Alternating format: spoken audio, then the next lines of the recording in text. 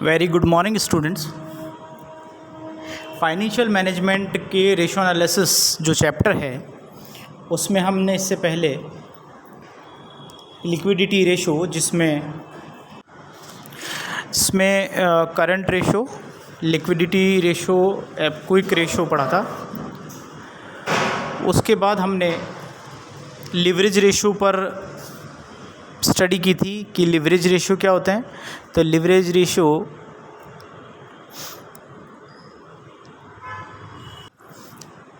Firm की assets और liabilities के बारे में बताते हैं, जिसमें हमने डेब्ट equity ratio, proprietary ratio, fixed assets ratio, solvency ratio, capital gearing ratio आदि को पढ़ा था।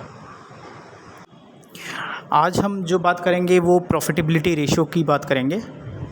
प्रॉफिटेबिलिटी रेशो, देखिए ये जो प्रॉफिटेबिलिटी है ये दो वर्ड से मिलकर बना है। पहला है प्रॉफिट और दूसरा एबिलिटी। ये बिजनेस की प्रॉफिट अर्न करने की कैपेसिटी को बताता है कि अगर कोई इन्वेस्टमेंट किया जाता है तो उस पे कितना हमें प्रॉफिट अर्न होगा। और देखिए जो प्रॉफिट होता है उसको अलग अलग तरीके से डिफाइन किया जाता है। कई बार ये कहा जाता है कि जो प्रॉफिट होता है वो कॉस्ट पर सेल्स का डिफरेंस होता है, कि सेल्स में से कॉस्ट को निकाल दीजिए तो जो बचेगा वो आपका प्रॉफिट हो जाएगा। तो प्रॉफिट जो है वो अलग अलग तरीके से किया जाता है। अगर आप अकाउंटिंग पर्पज़ से देख रहे हैं तो अकाउंटिंग पर्पज़ में होता है कि total revenue over the total expenses. अगर आप का जो टोटल रेवेन्यू है वो टोटल एक्सपेंसेस से ज़्यादा है तो ये प्रॉफिट कहलाएगा।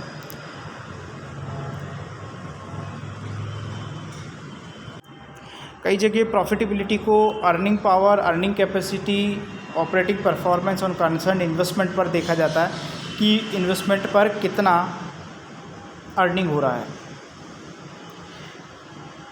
कई और इसके बारे में कहा भी जाता है the term profitability may be defined as ability to of a given investment to earn a return from equity use.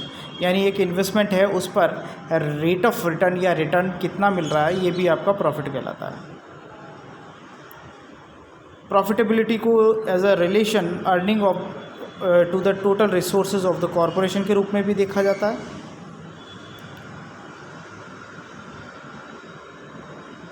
तो इस तरीके से हमने ये देखा कि जो प्रॉफिटेबिलिटी है उसको अलग अलग तरीके से डिफाइंड किया गया है। प्रोफेसर स्टैनली ने तो ये भी कहा है कि profitability is the strength and weakness of an enterprises. It is very clear that profitability is a strength and weakness of a enterprises. अगर किसी भी फर्म है उसकी जो प्रॉफिटेबिलिटी है, अगर वो प्रॉफिटेबल है तो उसकी स्ट्रेंथ है, और अगर वो प्रॉफिटेबल नहीं है तो वो उसकी वीकनेस है।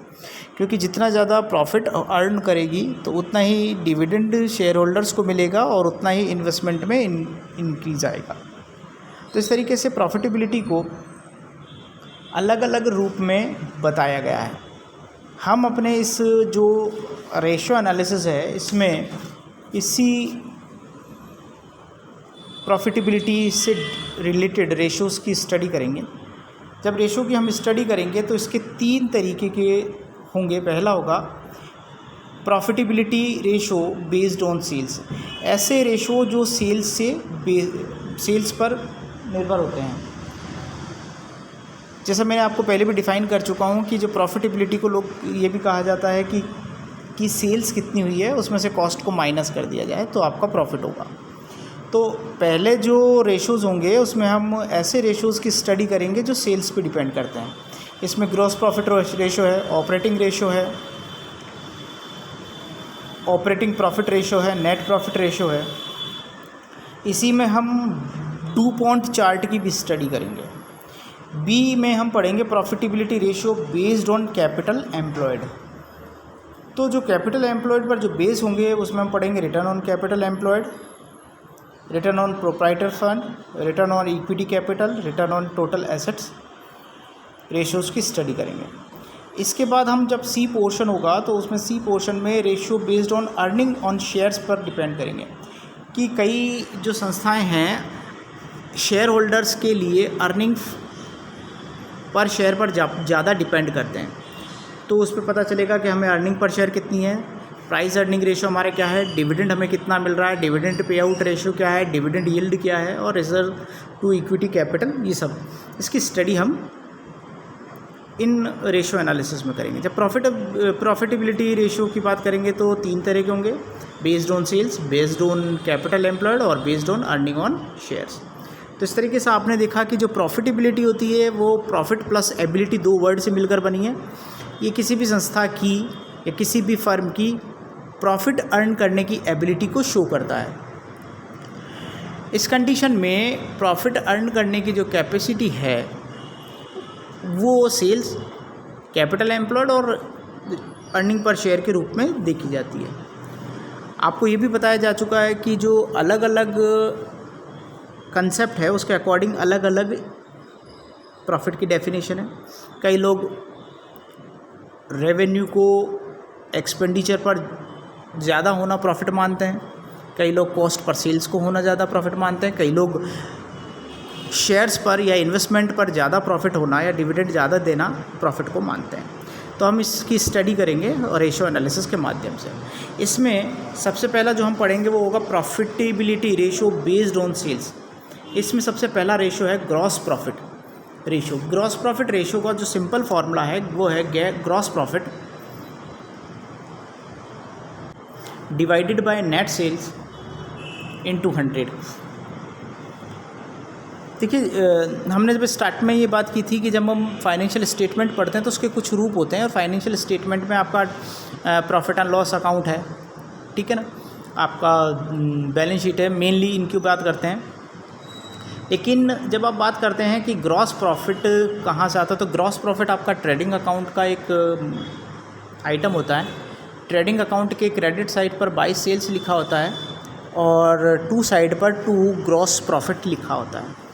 ये सेल्स में से आप जितने भी डायरेक्ट एक्सपेंसेस हैं, सेल्स में से अगर हम purchase plus direct expenses, direct labour को अगर लेस कर दें तो ग्रॉस प्रॉफिट आता है। इस ग्रॉस प्रॉफिट को हम फॉर्मूले में ऊपर प्लेस कर देंगे और नीचे नेट सेल्स प्लेस कर देंगे।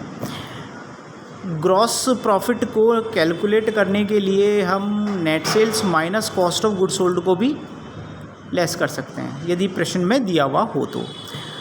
इसके प्रश्न जो आएंगे उसमें हम इनको सॉल्व करके भी आपको बताएंगे। तो gross profit divided by net sales into 100। जब हम gross profit divided by net sales into 100 करेंगे तो ये जितना ज़्यादा होगा, रेशियो परसेंटेज में आएगा इसका आंसर, ये ध्यान रखें क्योंकि इनटू 100 लिखा है, तो परसेंटेज में शो करेंगे, और जितना ज़्यादा इसका प्रॉफिट आएगा उतना ही ज़्यादा कंपनी या हमारा जो बिज़नेस है वो प्रॉफिटेबल होगा। नेक्स्ट जो है वो है ऑपरेटिंग रेशियो। ये ऑपरेटिंग रेशियो फार्मूला है operating cost divided by net sales into 100, क्योंकि ये सेल्स बेस्ड है। इसको हम ऐसे भी लिख सकते हैं cost of goods sold plus other operating expenses divided by net sales into 100। देखिए, ऑपरेटिंग एक्सपेंसेस किसी भी व्यवसाय को चलाने के लिए वर्ष भर की गतिविधियों के लिए जितना आपको आवश्यक है, ये ऑपरेटिंग रेशियो शो करता है। ऑपरेटिंग रेशियो को हम material consumed ratio, operating profit ratio और नेट प्रॉफिट रेशियो, इनसे हम इसको कैलकुलेट करते हैं। इसमें एडमिनिस्ट्रेटिव एक्सपेंसेस रेशियो है, सेलिंग एंड डिस्ट्रीब्यूशन रेशियो है, या जो भी कंप्यूटेशन फार्मूला कुछ भी कन्वर्जन कॉस्ट रेशियो है। इसमें आप ऐसे करेंगे, सपोज़ कीजिए कि आपसे पूछा जाता है सेलिंग एंड डिस्ट्रीब्यूशन एक्सपेंसेस, तो आप सबसे पहले सेलिंग एंड डिस्ट्रीब्यूशन एक्सपेंसेस को ऊपर लिखेंगे, नीचे नेट सेल्स लिखेंगे, इनटू 100 कर देंगे। तो ये ऑपरेटिंग रेशियो के कई फॉर्मूले निकल के आ जाते हैं। तो इसके अंदर मेनली एक डुपॉन्ट चार्ट आता है, तो कल हम उसकी चर्चा करेंगे।